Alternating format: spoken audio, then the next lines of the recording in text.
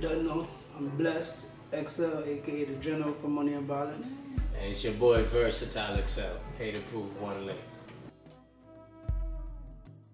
I think I had my locks, but I counted about 8 years now. Okay. And I never really like cut my hair, so I locked it up, and then I was always, you know what I'm saying, just on my cultural thing with the grass and everything, so just my hair. I've had my locks going on 13 years now. Okay. And pretty much it's not just for me, it's not just really an image, but I'm a Rasta too, so as the older I got, and I didn't have to worry about dealing with people's opinions on me having my locks, I decided to have my crown. So for the past 13 years I've been growing my natty. I had my locks for about 7 years this Halloween.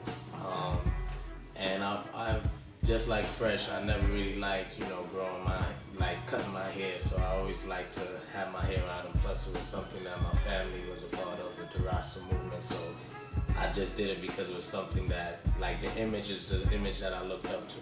So it was just something that I felt like I can't be without, it's a part of me. I say me, I know people, they always tend to say, oh, you're so much nicer than I thought you were going to be. Just because I know I got the mean face, but sometimes I don't always bring that out. It's just my hair and just the appearance of it. Oh, I thought you were going to be more, Definitely for me, it's the stereotypes where people say things like, oh my God, your hair's so nice. They didn't think that you would have nice hair for a person with locks, or they didn't know that your hair would smell good or be clean, or if you got locked in the Yes, that question. That's just scornful stuff. And then the typical, or you're handsome for a guy with dreadlocks. That's the one. So right away they already have it that if you have dreadlocks, you're bad looking, or your hair's gonna smell funny, you don't clean your hair.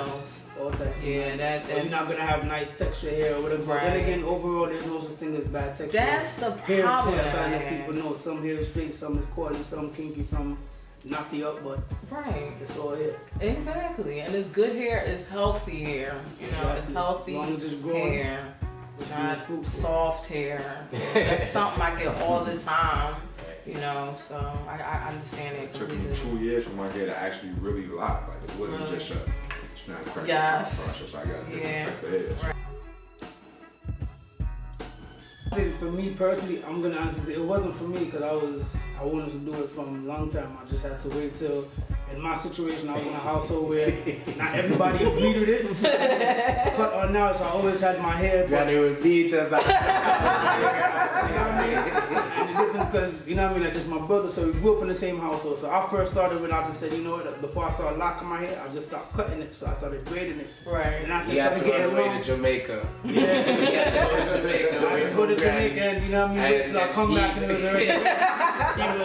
He was being on what's that word? Insubordinate. Well, yeah, very insubordinate. And he was even offered money to cut his hair. Oh yeah, I was crying. I was offered money, vehicle, all type of. Granny 7-day Adventist, so she don't play.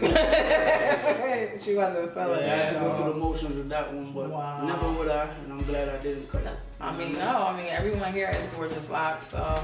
All right, so what about you, Fresh? Because I see you getting ready to say something. I was working, so that was the problem. It was a back and forth thing. I was at the front desk, so it was that whole transition. I was like, can I wear a hat? Should I wear a hat? Should I take it off? It's getting too much, or I gotta keep doing it every 2 weeks, 3 weeks. Right. It was just the maintenance part of it. But once I just forget that, I'm gonna just do whatever. Personally, me and Fresh, was linked from way before that, and he know how we do that. Every year I go to Jamaica, me and my brother, sometimes I go a little bit before he go down there, and I was there for a couple of months. And we was chopping it up, getting ready to do some things that we was already working on. He do clothes, design clothes and everything. So we were just like, we need to make something kick off so we can make something happen, so we can get a nice proper exposure. My brother Ray, who plays the character Miz on the show. Big up to Ray, and Mo too, Cloud9 TV, the whole cast of Money and Violence. But he reached out to me, told me he had a series that they was working on. I checked it out, and I was like, yeah, it's nice. I feel where it's coming from because it's from the streets, Brooklyn point of view. And he's like, yo, we need some yardies. Let me know if you're available to play a part. And I was like, definitely, I'll come through because it's a virginal idea plus it was something positive they was working on. So I said, all right, as soon as I fall from Jamaica, we're going to link up. About a month or two later, touched back down in Brooklyn from Jamaica. Me and Fresh went to go chop it up with them. And we had the meeting and everything was a go since then. So from episode 5 in the first season, straight to the last episode in season 1 we was in it, and in season 2 as well.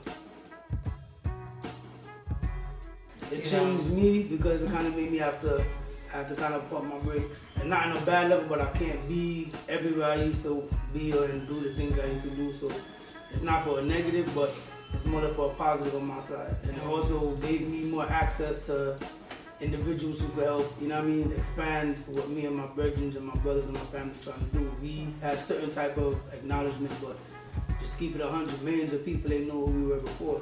Right. So it gave us a stepping stone for us to do other situations, branch off on the bench that we already had going on from the beginning. Yeah, we're working on some stuff right now. I'm actually trying to develop a cartoon. Okay. It's like based on us and the place where we chill at. Okay. Actually, Verse is actually writing some stuff for us. Another series. It's gonna be straight with us. Okay. It's actually, gonna be teamed up with Men with Locs, but we're not gonna give too much detail. Right. Yeah, but y'all involvement is very high, and big up Tia and remember Locs. We're gonna be bringing a lot of work together. Aside from that, documentaries. Yeah, we both have our clothing lines out. We got the Blessed and Fresh, and we got the Excelling clothing. Right, So, yeah. And as you can see, they're wearing the Excelling line, which I think is dope. Excelling, definitely. the Blessed and Fresh, Right. hater proof. Right. So 3 different clothing lines.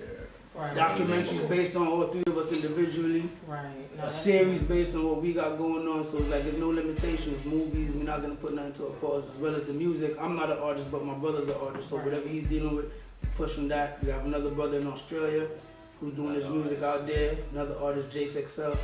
He's good. We have family and brethren all over who all talented. So yeah, we have can't even endless say that. We projects. can't just exclude the music with us too, because we do features. Oh yeah, most definitely. Yeah, shout out to Tampa too. That's another artist we've been working with. But yeah, so anything from intros on people's music to featuring in videos, we're not limiting ourselves to nothing at all. I went from just yesterday. I was going to work and the handicapped dude on the bus. I'm in the front of the bus. The handicapped dude is in the back. He said, "Yo, Brett, money, the whole bus look at me. Everybody just started looking at me crazy. He wanted to talk about the show from the back of the bus. It was dope though. It was dope. And I got off the bus. I had to take like 3-4 pictures. Oh, Like early in the morning, was late and all that. Yeah. No, but you know what though? I mean, you gotta respect your fans because that's what they the ones that pay our bills. That's what made You us only really famous. consider them fans, they the supporters. Supporters, Yeah, exactly. supporters. Definitely, I like that word even better. Slightly. I was in a movie, yeah. me and my brother, we was both in a movie called Hungry Dogs and Pups. Yeah. That's another movie you can check out on YouTube. And that was actually supposed to go into the theaters, but between politics and people not doing what they're supposed to, we didn't end up there, but it was a good little movie we did. And that's the first thing we did as acting wise, but aside from that, like I said, our families and all of us included, been in entertainment for a while. From my mother to my father to my grandfather, brother, sister, everybody, so it's not nothing new. Plus I kind of was involved in a lot of different things when I was younger. I used to model, but that's when I was real young, so from the modeling to the singing, we did all types of things. We had talent, we just suppressed it kind of. Me personally, I suppressed all my talent because I didn't feel comfortable with it, honestly. Right. As I got older, got older, got more confident, and I realized nobody is gonna stop yourself. So as I got more comfortable and confident in myself, I freed up. Like, all right, yeah, if I'm nice at doing something, why not do it? And I'm sure we all feel the same way as they say. The feelings is mutual. Remember, before the money and violence came about, like I said, you and plenty other people out there knew us individually in the streets, and ain't nothing changed with us. A lot of the people who we knew had things going on, just like we had things going on before the money and violence. But this being a stepping stone that gave us a little bit more exposure, can continue our works with people like you guys with the Men with Locs and other individuals we've been working with to make sure all of our products and our projects can become as big as that, or hopefully even bigger. You know what I mean? So just being grateful and realizing that everything is for a reason, nothing before it's time. All right. Fresh I Miz, my Instagram is the same thing, fresh_IM_IS. And done know, Blessed Excel, IG is BLESSED XL. And it's your boy Versatile Excel, that's VERSATILEEXCELL. And soon VerseXL.com is coming, so you know we working on a lot of big things. So big up to Men with Locs and everybody that's supporting the whole crew. You don't know, one link. Men with Locs, Mother Road. Yeah, and for bookings for Blessed and Fresh, holla at Miss Callie Love. Information. Callie York Man, that's CALIYORKMAN @gmail.com. Boss chick. What?